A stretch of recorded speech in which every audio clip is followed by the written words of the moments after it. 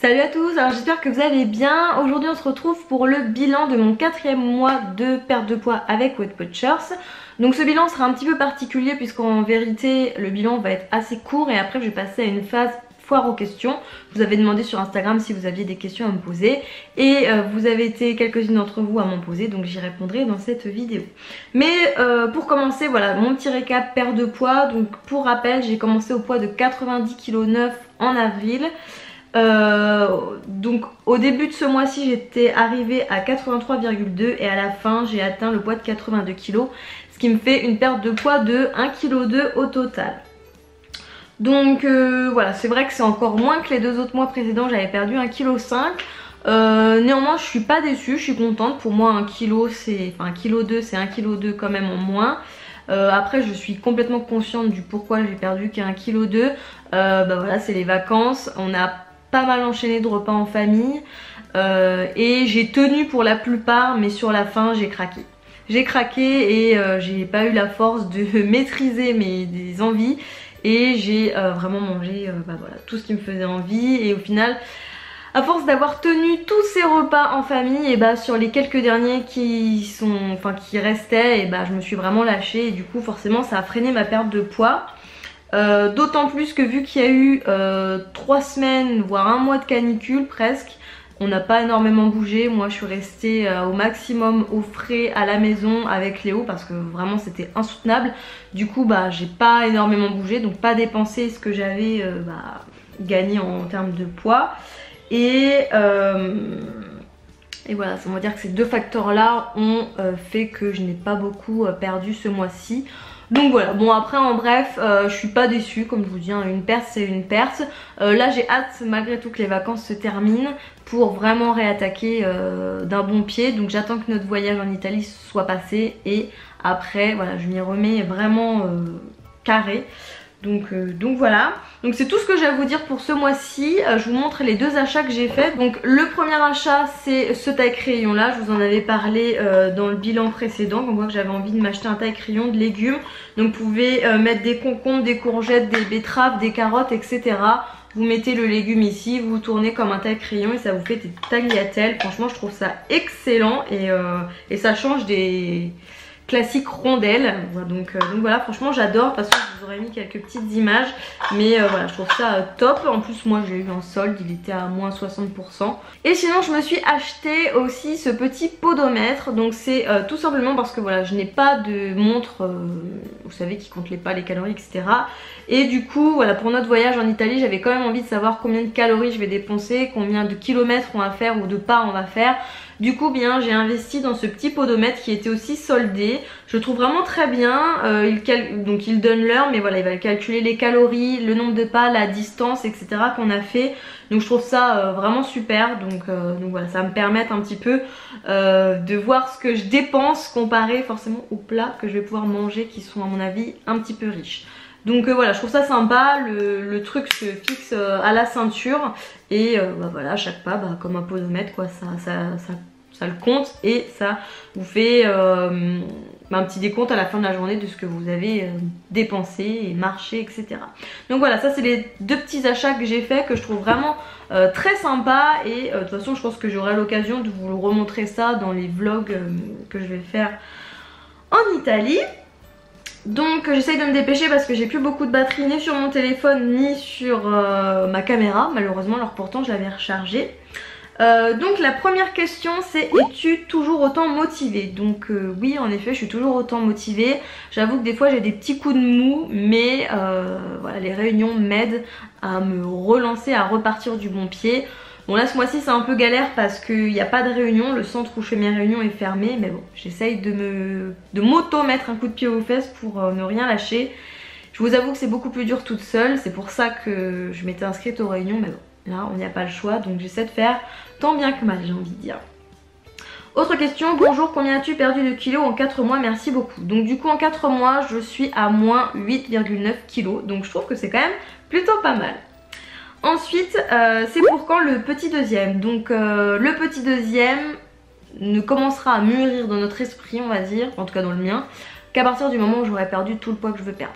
Voilà, en termes de santé, de sécurité, je n'ai pas envie de commencer une seconde grossesse sur du surpoids. Donc voilà, ça sera à partir de ce moment-là. À partir de là, vous pourrez vous poser des questions si oui ou non on a mis en route un petit deuxième, mais pas avant. Ensuite, coucou, quel est ton objectif de perte de poids? Donc mon objectif de perte de poids, je dirais qu'il tourne environ entre 28 et 35 kilos. Je sais que c'est une grosse fourchette, mais en vérité je ne sais pas à partir de quel poids je me sentirais bien dans mon corps. Donc voilà, je me donne cette fourchette là. Après ça peut être un petit peu moins, un petit peu plus, mais je pense que grosso modo ça va tourner autour des 30 kilos. Par rapport à mon poids de départ bien entendu. Ensuite, c'est pas trop difficile de compter les points quand tu es invité. Alors faut savoir que quand je suis invitée, je ne compte pas les points. Sauf quand je ramène mon Tupperware quand c'est chez ma mère et ma soeur, mais sinon voilà, je me détends avec ça et je ne compte pas. J'essaye de faire simplement des choix raisonnables, donc de ne pas me resservir, de prendre une petite part de fromage si un fromage me fait envie, une petite part de gâteau si le gâteau me fait envie, et puis voilà, c'est tout. J'essaye de pas me prendre la tête. Néanmoins, je vous avouerai aussi qu'on essaye un maximum de faire les invitations chez nous, puisque vu que notre maison est sécurisée pour Léo et que mon Léo voilà, c'est un petit casse-cou, et bien je préfère que les choses se fassent chez moi. Donc souvent du coup j'arrive un petit peu plus à maîtriser mon assiette. Ensuite, je me tâte à me lancer. J'avais l'habitude de Propoint et j'entends beaucoup que la nouvelle version est moins bien, etc. Alors je dirais que c'est plus vrai pour la précédente version. Là ils ont encore changé, c'est plus le tout premier modèle Smart Point. Et ça a bien évolué, voilà, maintenant il y a quand même 200 aliments qui sont à 0 points. Et je trouve que ça offre une certaine liberté en plus. Et ça prépare d'autant mieux après à une alimentation toute seule. Ça veut dire une fois qu'on a perdu le poids qu'on veut perdre, et bien à voler de ses propres ailes. Donc moi franchement je préfère de loin cette version. Bien entendu j'aime aussi beaucoup Propoint, mais je trouve que cette nouvelle version est vraiment bien. Donc franchement essaie de voir pour faire selon cette méthode pour te faire une idée, parce que je trouve que cette méthode est vraiment pas mal. Ensuite, coucou, n'es-tu pas devenue obsédée par les points à force de les compter?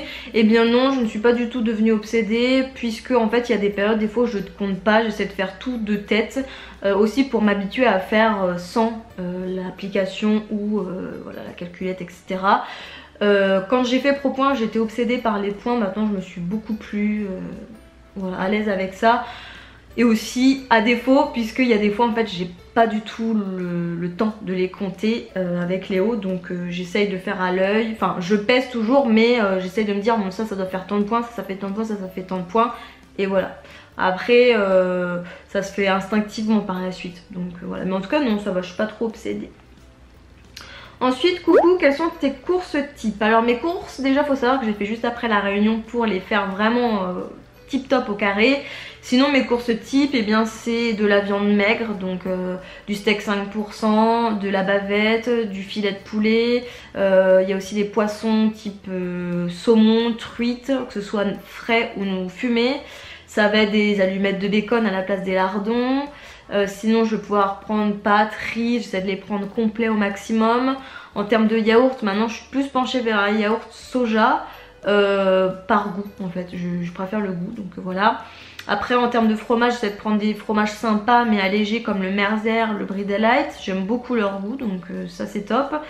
Après je prends pas mal de fruits, bananes, kiwi, nectarines, des fois de l'ananas, de la mangue, et en crudité je prends concombre, carottes, tomates, je prends des avocats aussi. J'essaye de prendre du pain complet pour le petit déjeuner, du muesli bio, avoine, chocolat, je sais pas quoi, de la marque Bjorg. Et voilà, je pense que grosso modo ça c'est mes courses de la semaine. Ensuite, quels sont tes plats, desserts, goûters qui te permettent de tenir et de ne pas craquer? Eh bien j'avouerai qu'en fait quand je suis vraiment bien lancée, j'ai aucune envie de sucrer, puisque je mange très peu sucré. Donc vu que je mange peu sucré, mes papilles n'en demandent pas, et voilà.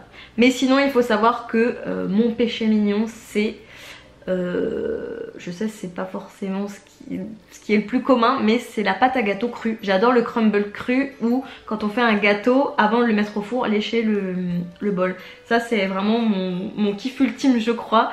Donc vu que j'en fais pas tous les jours, et bien tant mieux, comme ça je suis pas tentée. Mais voilà pour répondre à ta question. Ensuite, des conseils pour remonter la pente dans les moments de faiblesse. Alors oui, des conseils ça serait d'en parler autour de soi, enfin ces personnes proches, pour nous aider à ce qui nous remonte le moral, les impliquer du coup dans la perte de poids. C'est aussi, des fois c'est tout bête, mais c'est prendre le temps de prendre soin de soi, donc se faire un joli maquillage, se mettre de la crème, se faire un gommage, s'épiler. C'est vrai que quand on est maman c'est pas forcément évident de trouver ce temps là, mais je peux vous dire que ça fait un bien fou. S'acheter peut-être un nouveau petit habit, voilà, essayer de se mettre en valeur. Donc après à part ça, il n'y a pas grand chose. Après je vous dirais bah oui aller à la réunion parce que pour moi c'est ce qui m'aide, mais après si t'es pas abonné aux réunions, bah voilà ça peut pas forcément t'aider. Mais en tout cas essayez d'en parler autour de soi, de relativiser, de regarder des vidéos aussi sur YouTube, ça peut remonter le moral.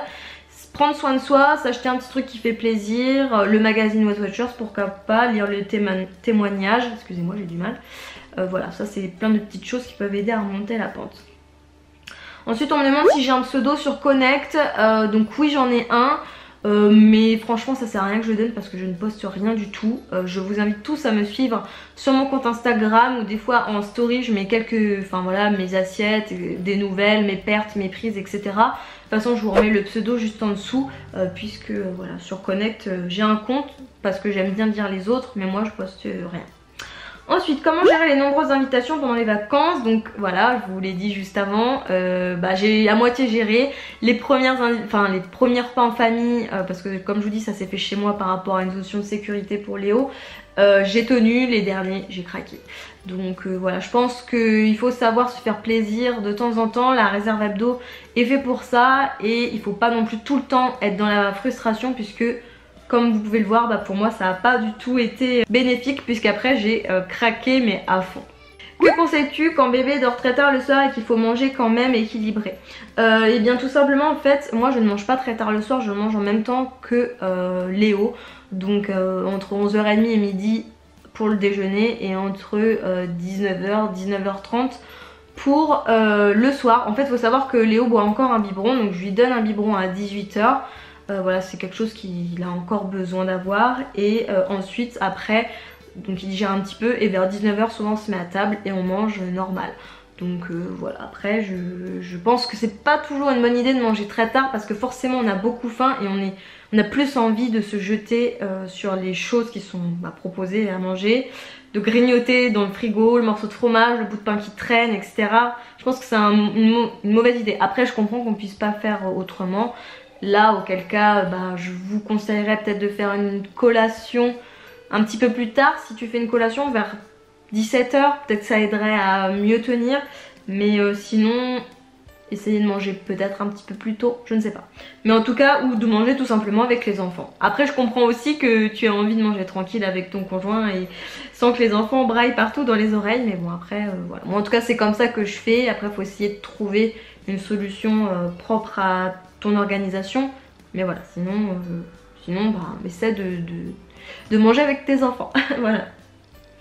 Ensuite, que penses-tu des ateliers Weight Watchers? Eh bien moi j'aime bien, comme je disais juste avant, ça me remonte pas mal le moral, ça me remet toujours un petit coup de pied aux fesses. Donc je ne peux que conseiller les ateliers parce que je trouve ça cool. Franchement il y a de l'échange, il y a de l'interaction, on reprend les bases quand il y en a besoin, il y a des thèmes qui sont proposés aussi par l'enseigne si voilà, enfin par rapport à l'époque de l'année. Enfin non, franchement c'est bien fait. Et souvent les animatrices sont cool. Moi la mienne elle est trop sympa, et je trouve ça important. Enfin en tout cas moi ça m'apporte une certaine cohésion que je cherchais justement. Donc franchement moi je trouve ça vraiment bien les réunions. Je ne peux que conseiller d'y aller si bien entendu on aime bien le concept, et voilà. Après je comprends qu'il y ait des personnes qui aiment pas partager, qui préfèrent rester chez elles tranquille. Ensuite, es-tu content du chemin parcouru et des kilos déjà perdus? Alors oui, voilà, comme je disais, j'ai perdu 8,9 kg. Franchement, j'ai hâte d'arriver aux 10 kg. Je vous avouerai que si je perdais un petit peu plus vite, je dirais pas non. Mais il faut aussi savoir être contente de ce qu'on a déjà perdu et de s'en réjouir. Voilà, donc il faut jamais toujours voir le verre à moitié vide, mais essayer de le voir aussi à moitié plein. J'aurais pu perdre moins, j'ai quand même perdu 8,9 kg, c'est quand même ce qu'il faut se dire. Et voilà, il faut essayer de voir la vie de ce côté-là. Je trouve ça déjà pas mal. Bon là, j'avoue quand même que c'est difficile ce mois-ci sans ma coach, etc. comme je le disais. Mais je vais mettre les bouchées doubles dès la rentrée et j'espère quand même perdre un petit peu plus qu'1,5 kg par mois, peut-être 2 kg, 2,5 kg, ça serait sympa. Mais après il faut aussi accepter le rythme du corps et si mon corps perd lentement, et il perd lentement et puis c'est tout.